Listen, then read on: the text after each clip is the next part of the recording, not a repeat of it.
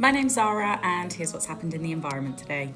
Typhoon Shanshan has made landfall in Japan, and the devastating winds of Shanshan are 26% more likely this devastating because of climate change. The reason why typhoons and tropical cyclones are worse because of climate change is because climate change is warming the planet, and therefore the sea is warmer. And the warmer the sea means that there is more energy in the water, and more water is going to evaporate, therefore more water is going to circle, and then more water is going to fall.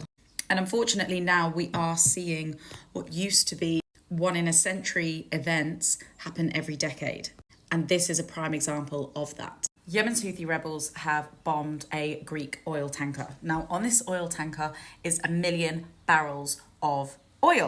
And the Pentagon have said that there could be oil leaking into the Red Sea. Now, obviously, this was due to some kind of politics that I actually haven't read into yet. But the rebels have said that they will allow tugboats to go and kind of make sure that there isn't oil spilling into the sea, and making sure that this doesn't obviously amount to an environmental catastrophe, which is a silver lining, but it's an odd silver lining considering they're bombing each other. But I do, in a weird way, kind of agree with them being like, we want to send a message but not kill the Red Sea at the same time. So I get it, but I don't.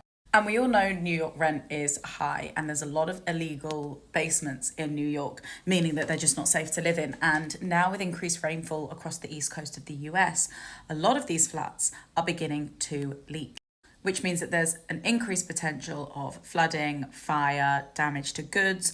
And then there's a whole kind of social issue in terms of these people are living there illegally because they can't afford rent prices.